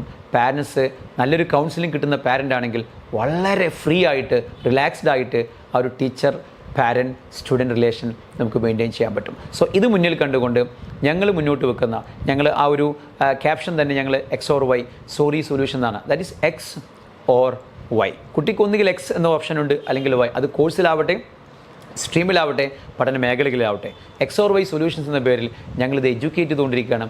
ശരിക്കും പറഞ്ഞെങ്കിൽ സ്കൂളുകളെയും രക്ഷിതാക്കളെയും സ്റ്റുഡൻസിനെയും എഡ്യൂക്കേറ്റ് ചെയ്യുന്ന ഒത്തിരി പ്രോഗ്രാമുമായിട്ടാണ് ഞങ്ങൾ മുന്നോട്ട് വരുന്നത്. ഒരിക്കലും ചില ആളുകൾ, നമുക്കറിയാം ഇവിടുത്തെ എഡ്യൂക്കേഷൻ സിസ്റ്റം മൊത്തം പ്രശ്നമാണ്, ഇങ്ങനെ ഒരിക്കലും ഒരു റോട്ട് ലേണിംഗ് വേണ്ട, നമുക്ക് മോഡേൺ കണ്ടീഷനൊന്നും ഇതില്ല, അതുകൊണ്ട് നമുക്ക് അങ്ങനെ ഒരു സിസ്റ്റം അല്ല എനിക്കുള്ളത്. കാരണം ഒരു ഹൈലി പോപ്പുലേറ്റ് ആയിട്ടുള്ള ഇന്ത്യയെ സംബന്ധിച്ച്, കേരളത്തെ സംബന്ധിച്ച് കുറേ ആളുകൾക്ക് എല്ലാവർക്കും എഡ്യൂക്കേഷൻ കൊടുക്കണമെന്നുണ്ടെങ്കിൽ നമ്മൾ ഇത്തരത്തിലുള്ള പല കാര്യങ്ങളും, ഒരു ക്ലാസ് റൂമിൽ 30-40 ഈവൻ +2 60 കുട്ടികളൊക്കെ ചിലപ്പോൾ നമ്മൾ വെക്കേണ്ടി വരും. സോ അങ്ങനെ പ്രശ്നങ്ങൾക്ക് വരുന്ന സമയത്ത് നമുക്ക് അതിനൊക്കെ സൊല്യൂഷൻസ് ഉണ്ട്. പലപ്പോഴും ഞാൻ പറഞ്ഞല്ലോ, ഇതൊക്കെ പേഴ്സണലൈസ്ഡ് ലേണിംഗ് പ്രോസസ്സാണ് ഞാൻ വിശ്വസിക്കുന്നത്. അതുകൊണ്ട് തന്നെ നിങ്ങളുടെ കുട്ടിക്കൊരു ഗ്രൂപ്പ് ട്യൂഷൻ കൊടുക്കുന്നതിനേക്കാൾ, ഞങ്ങൾ ഗ്രൂപ്പ് ട്യൂഷൻ നടത്തുന്ന സ്ഥാപനം നടത്തുന്ന ആളുകളാണ് എങ്കിലും ഞാൻ പറയുന്നു, പേഴ്സണലി പറയുന്നു, ഗ്രൂപ്പ് ട്യൂഷനേക്കാൾ ഏറ്റവും ഇഫക്റ്റീവായിട്ടുള്ള മാർഗ്ഗം എന്ന് പറയുന്നത് 1:1 ഇൻഡിവിജ്വൽ കോച്ചിങ് ആണ്. നമുക്ക് കൂടെ കുട്ടിക്ക് ബുദ്ധിമുട്ടുള്ള സബ്ജക്റ്റുകളോ അതല്ലെങ്കിൽ ചാപ്റ്ററുകളോ മാത്രം അവർ ഫ്രീ ആകുന്ന സമയത്ത് ഒരു സ്റ്റുഡൻറ്റിന് ഒരു ടീച്ചർ എന്ന രീതിയിൽ കോച്ചിങ് കൊടുത്തു നോക്കൂ, വളരെ നല്ല റിസൾട്ട് വരും. ഞങ്ങൾ ആ സിസ്റ്റത്തിൽ വിശ്വസിക്കുന്നുണ്ട്. ഒരുപാട് കുട്ടികൾക്ക് 1:1 ഇൻഡിവിജ്വൽ കോച്ചിങ് ഞങ്ങൾ പ്രൊവൈഡ് ചെയ്യുന്നുണ്ട്. സോറി സൊല്യൂഷൻസ് ഓൺലൈനായിട്ടും ഓഫ്ലൈനായിട്ടും. സോ നിങ്ങൾക്ക് പേഴ്സണലൈസ് കോച്ചിങ് വേണ്ട ആളുകൾക്ക് അത് സജസ്റ്റ് ചെയ്യാം. ഒന്നാമത്തെ കാര്യം. രണ്ടാമത്തെ കാര്യം, നമുക്കറിയാം ഒരു ഫിസിക്കലായിട്ട് എല്ലാ കുട്ടികളിലേക്കും ഞങ്ങളുടെ സിസ്റ്റം എത്തിക്കുക എന്ന് പറയുന്നത് കമ്പാരിറ്റീവ്ലി പ്രാക്ടിക്കലല്ല ഈ ഒരു സമയത്ത്. അതുകൊണ്ട് തന്നെ ഞങ്ങൾ ഓൺലൈൻ പ്ലാറ്റ്ഫോം ഉണ്ട്. സോ ഞങ്ങൾ ഓൺലൈൻ പ്ലാറ്റ്ഫോമിലൂടെ എല്ലാ സർവീസുകളും ഓൺലൈനായിട്ട് നമ്മൾ ക്ലാസ്സുകളാവട്ടെ, നമ്മൾ പ്രിൻറ്റഡ് മെറ്റീരിയൽസ് ആവട്ടെ, അതെല്ലാം അതിൽ എക്സാം സിസ്റ്റം ആവട്ടെ, എല്ലാം ഞങ്ങൾ ആപ്പിലൂടെ ഞങ്ങൾ നൽകിക്കൊണ്ടിരിക്കുന്നുണ്ട്. സോ നിങ്ങളുടെ അറിവിൽ ഏതെങ്കിലും കുട്ടികൾ ഫിനാൻഷ്യലി ബുദ്ധിമുട്ടുണ്ട്, കോച്ചിങ്ങിന് ബുദ്ധിമുട്ടുണ്ടെങ്കിൽ നിങ്ങൾക്ക് ഞങ്ങളെ റെക്കമെൻഡ് ചെയ്യാം. ഫ്രീ ഓഫ് കോസ്റ്റ് ഞങ്ങൾ സോഷ്യൽ കമ്മിറ്റ്മെൻറ്റിൻ്റെ ഭാഗമായിട്ട് ഞങ്ങൾ ചെയ്തുകൊണ്ടിരിക്കുന്നുണ്ട്. അതുപോലെ സ്ഥാപനങ്ങളിൽ ഈ ഒരു ഫെസിലിറ്റി ഇല്ലെങ്കിൽ അവർക്ക് നിങ്ങൾക്ക് ഞങ്ങളെ റെക്കമെൻഡ് ചെയ്യാം. ഈ ഒരു ഫെസിലിറ്റീസ് എല്ലാം ഞങ്ങൾ കൊടുക്കാം. ദെൻ ഓഫ് കോഴ്സ് കുട്ടിയുടെ ഒരു ഹോളിസ്റ്റിക് ഡെവലപ്മെൻറ്റ്, ഓവറോൾ ഡെവലപ്മെൻറ്റാണ് എഡ്യൂക്കേഷൻ എന്നും വിഭാവനം ചെയ്യുന്നത്. സോ കുട്ടിക്ക് സ്പോർട്സ് വേണം, ആർട്സ് വേണം, മാത്തമാറ്റിക്സ് വേണം, സയൻസ് വേണം, നേച്ചർ വേണം, ലാംഗ്വേജ് വേണം. ഇതിൽ നിന്നൊക്കെ മൾട്ടിപ്പിൾ ഇൻ്റലിജൻസ് തിയറി ഉപയോഗിച്ചുകൊണ്ട് കുട്ടിയെ നമുക്ക് ഫിൽട്ടർ ചെയ്യാൻ പറ്റണം. But don't compromise to do aptitude testing. So aptitude testing നിങ്ങൾ നൽകുക, പേഴ്സണലൈസ് കോച്ചിങ് നിങ്ങൾ നൽകുക, CBSE സ്കൂളുകളെ അപ്ലിഫ്റ്റ് ചെയ്യുക. ഇത്തരത്തിലുള്ള ഒത്തിരി പ്രോഗ്രാമുകൾ ഇപ്പോൾ നമുക്കറിയാം. AI വരികയാണ്, എല്ലാ മേഖലയിലും വരികയാണ്. സോ AI ഞങ്ങൾ ഒട്ടും പിറകിലല്ല. ടീച്ചിങ് മെത്തഡോളജിയിലൊക്കെ ഞങ്ങൾ AI കൊണ്ടുവന്നിട്ടുണ്ട്. അതോടൊപ്പം തന്നെ ക്ലാസ് 8 മുതൽ ഉള്ള കുട്ടികൾക്ക് ഏത് മേഖലയിൽ, അവർ ഡോക്ടറാവട്ടെ, എഞ്ചിനീയർ ആവട്ടെ, മ്യൂസിഷ്യൻ ആവട്ടെ, അവരുടെ മേഖലയിൽ AI കൊണ്ടുവരണമെന്നുണ്ടെങ്കിൽ അവർക്ക് AIയുടെ കോഡിങ്ങിൻ്റെ ചില ബാലപാഠങ്ങൾ നിർബന്ധമായി അറിയേണ്ടതുണ്ട്. അതുമായി ബന്ധപ്പെട്ട് ഞങ്ങൾ പ്രൊമോട്ട് ചെയ്യുന്ന ഒരു കോഴ്സാണ് മാത്ത് കോഡിംഗ് AI. ഞങ്ങളുടെ MCA കോഴ്സ് എന്ന് പറയുന്നത് ഒരു 8ാം ക്ലാസ് പഠിക്കുന്ന മാത്സ് നല്ല ഇഷ്ടപ്പെടുന്ന കുട്ടികൾക്ക് കോഡിങ്ങിൻ്റെ ബാലപാഠങ്ങൾ 4 സ്ട്രീമായിട്ട് 5 ഡേയ്സ് വർക്ക്ഷോപ്പായിട്ട് ഞങ്ങൾ കൊടുക്കുന്നുണ്ട്. അതും CBSE സ്കൂളുകളിലും പ്രൈവറ്റ് സ്കൂളുകളും NIT ക്യാമ്പസിൽ വരെ ഞങ്ങൾ കൊടുത്തിട്ടുണ്ട്. സോ അതിൻ്റെ ജെന്യൂനിറ്റി കാരണമാണ് NIT ക്യാമ്പസിൽ നമുക്കതിൻ്റെ അഡ്മിഷൻ അല്ലെങ്കിൽ അതിനൊരു ഓപ്ഷൻ നമുക്ക് കിട്ടിയെന്ന് മനസ്സിലാക്കുക. സോ നിങ്ങളുടെ അറിവിൽ നല്ല മാത്തമാറ്റിക്സ് ഇഷ്ടപ്പെടുന്ന കുട്ടികൾക്ക് അവർ ഏത് മേഖലയിൽ പോകുന്ന ആളുകളാണെങ്കിലും അവർ കൃത്യമായിട്ട് AI കോഡിംഗ് ക്ലാസ്സുകൾ, ഒരിക്കലും ഇതൊരു തിയറി ക്ലാസ്സുകളല്ല, പൈത്തൺ വെറുതെ പഠിപ്പിക്കുക എന്നുള്ളതല്ല. നമുക്ക് ഗോൾ ഓറിയൻറ്റഡ് ആയിട്ട് ഇവരെ ഫിൽട്ടർ ചെയ്ത് നടത്തുന്ന ഒരു പ്രോഗ്രാമാണ്. ഫസ്റ്റ് സ്റ്റേജിൽ 5 ദിവസത്തെ പ്രോഗ്രാമാണ്. അതിൽ ക്വാളിഫൈഡ് ആയ അടുത്ത സ്റ്റേജ് ഉണ്ട്. ഇങ്ങനെ 4 സ്റ്റേജ് കംപ്ലീറ്റ് ചെയ്യുകയാണെന്നുണ്ടെങ്കിൽ ചെറിയ ഫീസ് നടത്തുന്ന ഒരു പ്രോഗ്രാമാണ്. ആ ഒരു കോഴ്സ് നമുക്ക് CBSE സ്കൂളുകളിൽ, കോളേജുകളിൽ, യൂണിവേഴ്സിറ്റികളിൽ എല്ലായിടത്തും നമുക്ക് നടത്താൻ പറ്റും. സോ ഈ ഒരു മാത്ത് കോഡിംഗ് AI എന്ന് പറയുന്ന ഒരു വർക്ക്ഷോപ്പ് ഞങ്ങളിപ്പം വളരെ നല്ല രീതിയിൽ പ്രൊമോട്ട് ചെയ്തുകൊണ്ടിരിക്കുകയാണ്. സോ ഇത്തരം വർക്ക്ഷോപ്പുകൾ അപ്ലൈ ചെയ്യാനുള്ള അല്ലെങ്കിൽ ഇംപ്ലിമെൻറ്റ് ചെയ്യാനുള്ള ക്യാമ്പസുകൾ നിങ്ങൾ അറിവിലുണ്ടെങ്കിൽ നിങ്ങൾ നിർബന്ധമായി ഞങ്ങളുമായി കണക്ട് ചെയ്യുക. സോ ഇൻഡിവിജ്വൽ കോച്ചിങ്ങും ആപ്റ്റിറ്റ്യൂഡ് ടെസ്റ്റിങ്ങും പേഴ്സണലൈസ്ഡ് ആയിട്ടുള്ള ഒരുപാട് സ്കിൽ പ്രോഗ്രാമുകളും നമ്മുടെ ക്യാമ്പസുകളിൽ നടപ്പിലാക്കുക വഴി മാത്രമേ CBSE സ്കൂളുകൾക്ക് സർവൈവ് ചെയ്യാൻ പറ്റുകയുള്ളൂ. ഞാൻ CBSE സ്കൂളിൽ പ്രൊമോട്ട് ചെയ്യുന്ന പ്രോഗ്രാം അല്ല ഇത്. കാരണം ഗവൺമെൻറ് സ്കൂളുകളിൽ ഒരിക്കലും നമുക്ക് നമ്മുടെ പോളിസികൾ നടപ്പിലാക്കാൻ കഴിയില്ല. അത് ഗവൺമെൻറ്റാണ് ചെയ്യുന്നത്. സോ ആവശ്യമുള്ള ആളുകൾക്ക് ആവശ്യമുള്ള രീതിയിൽ കോച്ചിങ് കൊടുക്കുക. എഡ്യൂക്കേഷനെ എന്നും ഡൈനാമിക്കായി നിലനിർത്തുക. നമ്മുടെ ഇപ്പോഴത്തെ സിസ്റ്റത്തിൽ നിന്നുകൊണ്ട് തന്നെ കുറേ ആളുകളിലേക്ക് പേഴ്സണലൈസ് കോച്ചിങ്ങിൻ്റെ ഒരു മെസ്സേജ് എത്തിക്കുക എന്നുള്ള ഉദ്ദേശമാണ് ഇതിനുള്ളത്. ഇതുമായി ബന്ധപ്പെട്ട് നിങ്ങൾക്ക് ഏതെങ്കിലും തരത്തിലുള്ള സംശയങ്ങൾ വരികയാണെങ്കിൽ നിങ്ങൾ ഇതുമായി ബന്ധപ്പെട്ട നമ്പറിലോ അല്ലെങ്കിൽ ഇതുമായി ബന്ധപ്പെട്ട ലിങ്കിലോ നിങ്ങൾ കോൺടാക്ട് ചെയ്യാം. സോ ഇനിയും ഏതെങ്കിലുമൊക്കെ ഒരു ഫീൽഡിൽ എഡ്യൂക്കേഷനുമായി ബന്ധപ്പെട്ട കാര്യങ്ങൾക്ക് ഓറിയൻറ്റേഷൻ വേണമെന്ന് തോന്നുകയാണെങ്കിൽ ഒരു കരിയർ ഗൈഡൻസോ കരിയർ ഡിസൈനിങ്ങോ ആപ്റ്റിറ്റ്യൂഡ് ടെസ്റ്റിംഗ് ക്ലാസ്സുകളോ ഏതെങ്കിലും സ്ഥാപനത്തിൽ ഫ്രീ ഓഫ് കോസ്റ്റ്, ഞാൻ പറഞ്ഞല്ലോ ഫ്രീ ഓഫ് കോസ്റ്റിലാണ് ഞങ്ങൾ ഇത്ര എല്ലാ സർവീസുകളും കൊടുക്കുന്നത്. Because we believe in social commitment. So നിങ്ങളുടെ അറിവിൽ ഏതെങ്കിലും സ്ഥാപനത്തിലേക്ക്, അത് കേരള അതല്ലെങ്കിൽ ഗവൺമെൻറ്റോ എയ്ഡോ അൺഎയ്ഡോ ആവട്ടെ, ഞങ്ങൾ ഫ്രീ ആയിട്ട് ഓറിയൻറ്റേഷൻ പ്രോഗ്രാമുകൾ കൊടുക്കുന്നുണ്ട്. അതിലൂടെ എല്ലാ കാര്യങ്ങളും കമ്മ്യൂണിക്കേറ്റ് ചെയ്യാൻ പറ്റുമെന്നാണ് ഞാൻ വിശ്വസിക്കുന്നത്. സോ ഫ്രീ ആയിട്ടുള്ള ഓറിയൻറ്റേഷൻ പ്രോഗ്രാം നിങ്ങൾ അറിവിലുള്ള നിങ്ങളുടെ ജോഗ്രഫിക് ഏരിയയിലുള്ള സ്കൂളുകളിൽ, കോളേജുകളിൽ കൊടുക്കാൻ വേണ്ടിയിട്ട് നിങ്ങൾക്ക് ധൈര്യപൂർവ്വം ഞങ്ങളെ കോൺടാക്ട് ചെയ്യാമെന്ന് പറഞ്ഞുകൊണ്ട് ഈ ഒരു അവസരം നമ്മുടെ ചാനൽ പ്രേക്ഷകരുമായിട്ട് നമുക്ക് ഷെയർ ചെയ്യാൻ കിട്ടിയ അവസരത്തിന് എല്ലാവിധ നന്ദിയും അറിയിച്ചുകൊണ്ട് ഒരു എഡ്യൂക്കേഷനിസ്റ്റിന് ചെയ്യാൻ പറ്റുന്ന ചെറിയ മെസ്സേജും ഈ ചെറിയ സമയത്തിനുള്ളിൽ ഞാൻ ഡെലിവറി ചെയ്യുന്നതിന് വിശ്വസിച്ചുകൊണ്ട് നിർത്തുന്നു. Once again thank you all.